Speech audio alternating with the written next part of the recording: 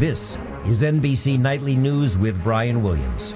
Good evening. Tonight in Libya, things are quickly coming to an end for Muammar Gaddafi. While there are battles still being fought, there are also celebrations underway. His remaining loyalists are fighting it out in the streets.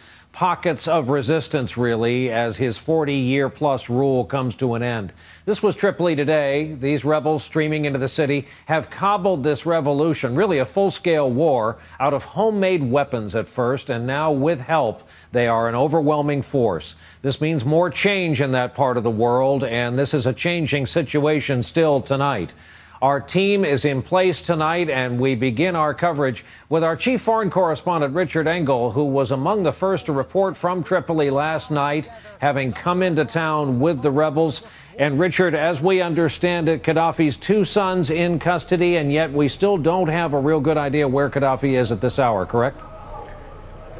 Good evening, Brian. No one knows where Gaddafi is. No one in this country, certainly. We are now in Tripoli's Green Square, and it was in this square that Gaddafi promised to crush this rebellion. Now the square is controlled by rebels. They have been coming in and out of here all day, celebrating their near-complete takeover of Tripoli. It was a day of embraces, cheers, Tripoli, not Gaddafi! Gaddafi died! And of course here, celebratory gunfire. Libyans this morning poured into Tripoli to see what they thought was their fully liberated city. But the city is under the siege and the control of the rebels. Rebels were greeted like heroes. Some kissed the ground in thanks. The outpouring of emotion wasn't only in Tripoli. In Benghazi, the rebel capital saved by NATO's intervention. And Misrata, a city Gaddafi's forces pounded with artillery and rockets and nearly destroyed. I have 25 years now. My life starts now. Libya is free finally, and she's back for her sons. Nationwide, they tore Muammar Gaddafi's all-green flag and paraded the rebels' tri-colored banner. Nearly all signs of state control here are gone. Libyan government TV is off the air. But away from the celebrations, Tripoli is still at war. There's many snipers from Gaddafi military. The rebels hold about 90% of the city, but don't control Gaddafi's compound, fortified like an army base. We're just about 300 yards from Gaddafi's compound. It's at the end of this street. Loyalists inside have been firing tanks and mortars to defend it, making a final stand. It's unclear if Gaddafi is still inside. His whereabouts are unknown. He plays his last card, if you can say, his last game. He don't have. And even his big colonel in his army, they lose control. Rebels are preparing to take the compound and have it surrounded.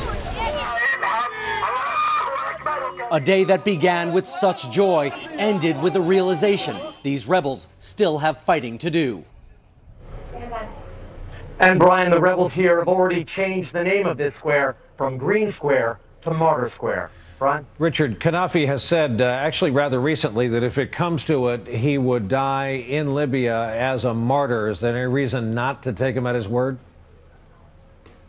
There doesn't seem to be. People here speculate that he may have left the country, that he may have gone to some sub-Saharan African country, but there are other rebels who believe he is fighting in that compound and is prepared to die there. All right, Richard Engel on an eerie night in Tripoli. Richard, thanks. We'll remain in touch. It's a new day in Libya, but that's about all we know, and it could be wild for a while yet. For more on what could happen next, from Tripoli all the way to Washington, we turn to our chief foreign affairs correspondent, Andrea Mitchell, watching all of this in our Washington bureau. Andrea, good evening. Good evening, Brian. President Obama today paid tribute to the people of Tripoli for rising up to claim their freedom, and in his words, a future where fear can give way to hope. Free Libya! Free Libya! Around the world, from England to Khartoum, from Athens to Washington, Libyan exiles and their supporters were celebrating. But President Obama warned today it isn't over, calling on Gaddafi to end the resistance. He still has the opportunity to reduce further bloodshed by explicitly relinquishing power to the people of Libya and calling for those forces that continue to fight to lay down their arms for the sake of Libya. And when the cheers die down, many worry what happens next. Libya's leaders have to create a new government, write laws, establish police authority, hold elections. After working with the rebels in Benghazi, a top State Department envoy is impressed. Can't tell that this is all going to work, but so far the picture's encouraging. There are plans of how you sort of run the country afterwards, how you build legitimacy, how you make sure that you're including the breadth of Libya's geography and tribal structures in the governing structures. Can Libya avoid the looting and civil war that took place when Saddam was toppled? This is the message we've been sending to the Libyan people from maybe the beginning of this revolution. No retaliation, no revenge. The world isn't waiting to recognize the new Libya. Thank you, USA! Washington reopened Libya's embassy last week. Next week, Francis Sarkozy will host an international gathering to plan foreign aid. But what about Gaddafi and his sons? The UN argued today for an international war crimes trial in The Hague. The interim government said it wants Gaddafi to stand trial at home, as Mubarak is in Egypt. Its leader, Mustafa Abdul Jalil, said, "We will give him a fair trial." And finally, what does this all mean for the region?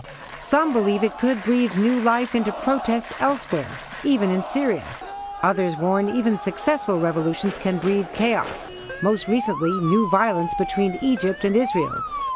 The U.S. is now working to give the interim government access to $30 billion of Gaddafi's frozen assets.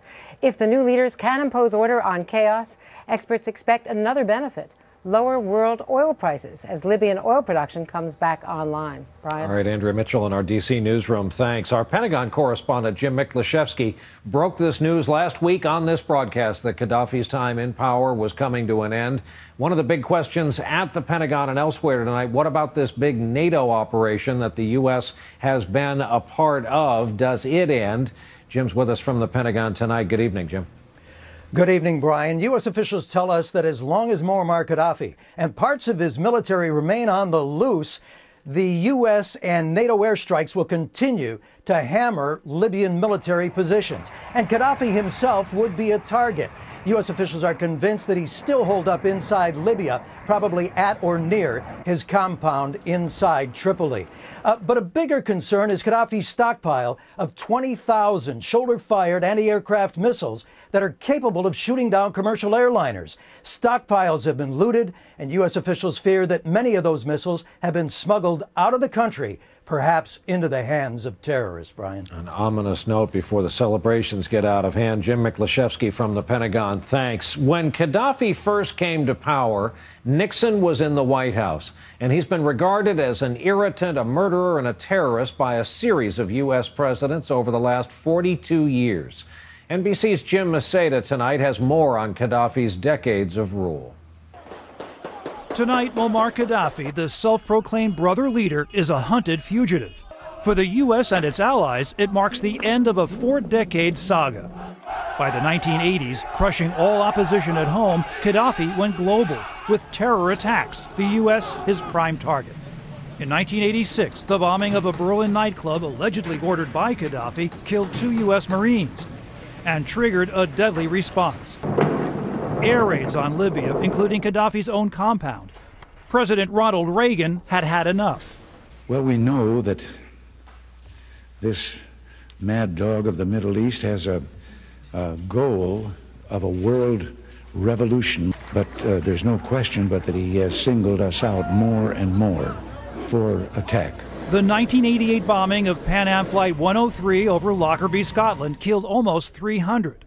Gaddafi denied involvement for years, but finally accepted responsibility, and he paid out billions of dollars in compensation. Tom Ammerman died in the crash. Today's news, a huge relief for his brother, Bert. I never thought I'd live to see the day that this killer, this coward, would be removed from power. Just a few years ago, Gaddafi was being embraced by Western leaders. The alleged terrorist had abandoned his weapons of mass destruction. But the thaw ended when the Arab Spring swept through Libya. Gaddafi's response? More brutal repression. Tonight, the end seemed in sight for the ultimate survivor who, whether friend or foe, was always seen as a threat. Jim Maseda, NBC News, London.